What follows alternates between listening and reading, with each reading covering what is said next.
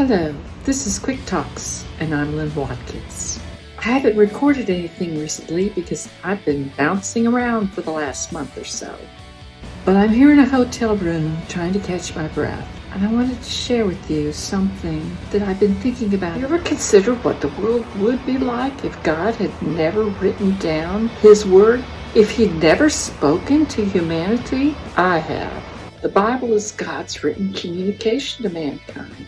It tells us what truth is like, what sin actually is, but most of all, how Jesus came to deliver us out of spiritual darkness and moral confusion and eternal death and bring us into a reconnection with God and the joy and the life that reconnection brings.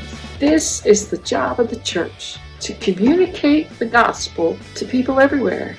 The Bible is a book of hope. Now, it does contain bad news. The Bible tells us we're dead in our trespasses and sins. That means because we wanted to be our own little gods.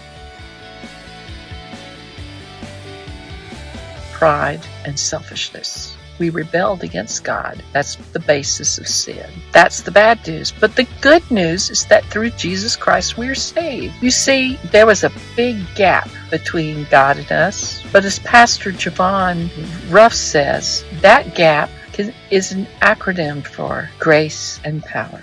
The grace and power of Jesus has reached out to us and through His blood has reconciled us to God. We were God's enemies before, but now we're not only God's friends, we're part of His family once again and privileged to receive all the blessings that God has for us. And a lot of these blessings are talked about in the Bible. So we have hope. Hope that there will always be a better tomorrow. Hope that the darkness of our days, a personal crisis of any kind, isn't permanent. It can change. So let me encourage you to get into the Bible, even if you've never read it before. But look for hope, because that's what God's Word has for us. Yes, it does tell us the bad news. It does not lie, but it also tells us the good news.